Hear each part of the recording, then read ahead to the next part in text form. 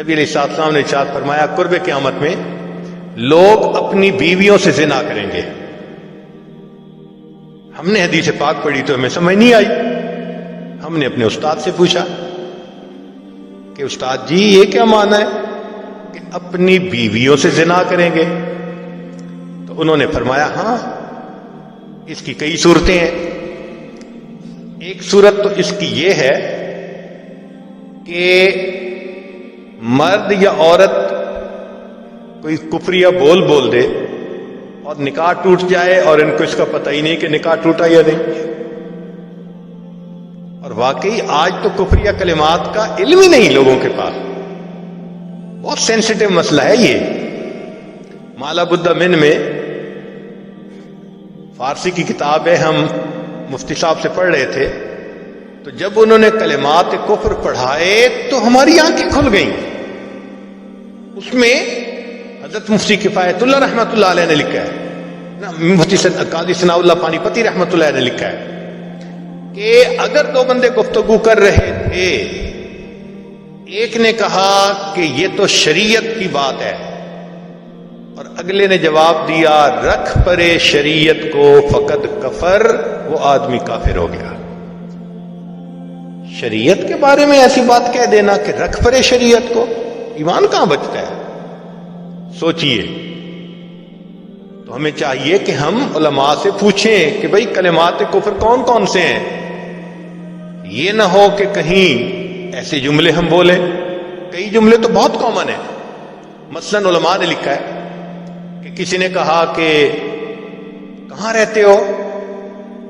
دوسرے نے کہا فلاں جگہ رہتا ہوں. او خدا کے پچھاوڑے, خدا کے پچھاوڑے یعنی خدا کے پیچھے رہتے ہو, فقط کفر, ایسا بندہ کہنے والا کافر ہو جاتا ہے. تو ان کا علم حاصل کرنا ضروری کہ کہیں ہم تو اپنی گفتگو میں کوئی ایسی بات نہیں کہہ جاتے, اور اگر نکاح ٹوٹ گیا تو پھر اپنے ذہن میں میاں بیوی رہ رہے ہیں اور زنا کا گناہ لکھا جائے. تو فرمایا کہ مرد قرب قیامت میں اپنی بیویوں سے زنا کریں گے. ایک صورت تو یہ ہے, یہ کفریہ کلمہ بیوی بولے تو بھی نکاح ٹوٹا, خامد بولے تو بھی نکاح ٹوٹا. اور دوسری صورت ایک دوسرے کے ساتھ آرگومنٹس, اور یہ تو ہر گھر کی آج بات نظر آتی ہے. جس گھر میں دیکھو الا ماشاء اللہ وہی حال ہے. جب شادی ہوئی میں بولتا تھا, بیوی سنتی تھی.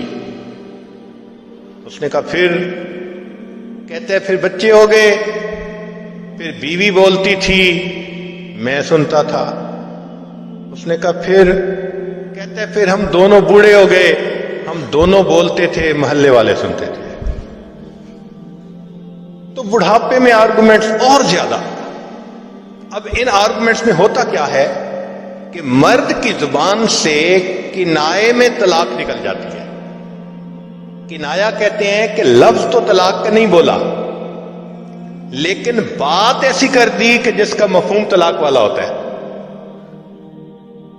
اس کو کنائے میں طلاق کہتے ہیں.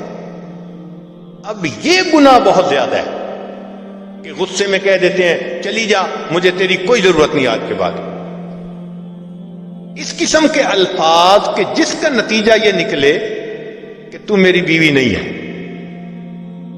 اس کو کنایا کہتے ہیں. اب اس کے مسئلے بھی سیکھنے چاہیے. بھئی نکاح کیا ہے تو کیسے ٹوٹ سکتا ہے, یہ مسئلے بھی تو آنے چاہیے نا.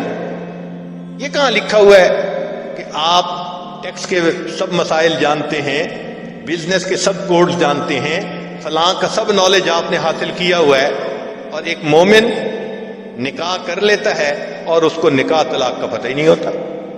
یہ کہاں کا انصاف ہے؟ شریعت کہتی ہے علم حاصل کرو. ایسا نہ ہو کہ کنائے میں طلاق ہو جائے, ہمیں پتہ بھی نہ ہو اور میاں بیوی مل کے رہے.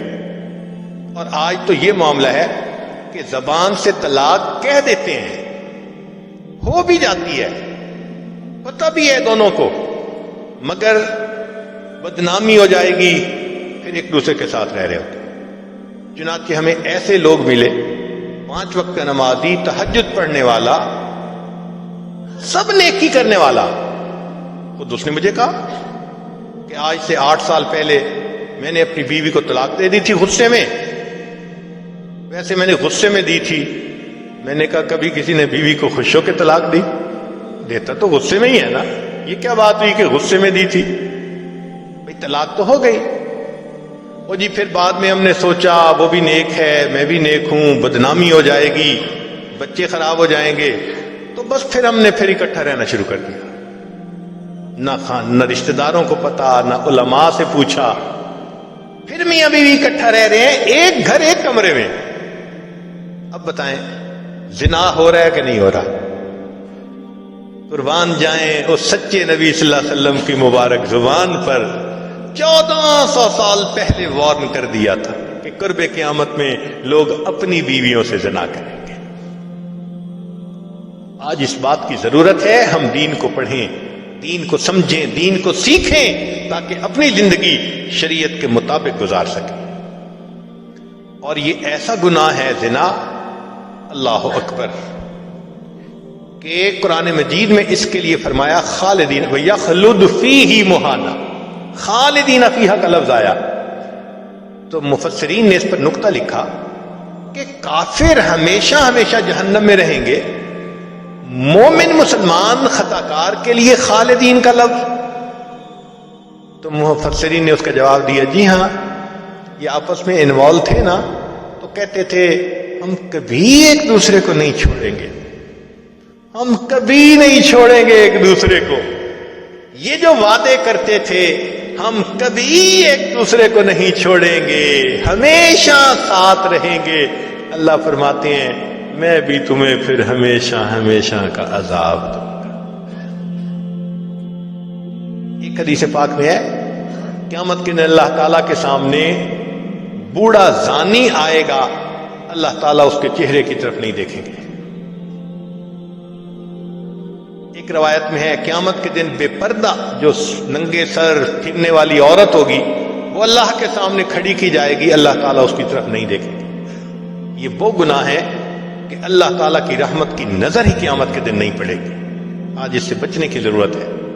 چنانچہ بات لمبی ہو گئی, میں اس کو مکمل کرتا ہوں کہ اللہ رب العزت سے ہم دعا مانگیں کہ اللہ تعالیٰ ہمیں مقصد زندگی کو سمجھنے کی توفیق عطا فرمائے. اب ساری بات کا لب لباب ایک بزرگ کی بات بہت اچھی یاد کیجئے. فرماتے تھے کہ اے دوست تو اللہ کی اتنی عبادت کر جتنا کہ تو اس کا محتاج ہے. ہم اللہ کے کتنے محتاج ہیں؟ ہر کام میں محتاج ہے. تو فرماتے تھے کہ تم اللہ کی اتنی عبادت کرو کہ جتنا تم اس کے محتاج ہو. اور دوسری بات کہی اتنا گناہ کرو جتنا عذاب سہنے کی تم میں طاقت ہے. ہم تو دھوپ کی گرمی برداشت نہیں کر سکتے, اللہ تیرے جہنم کی گرمی کہاں برداشت کر سکے گی. آج کی مجلس میں ہم اپنے گناہوں سے توبہ کر کے ایک نئی ایمانی اسلامی قرآنی زندگی بسر کرنے کا ارادہ کریں. وآخر دعوانا ان الحمد للہ رب العالمین.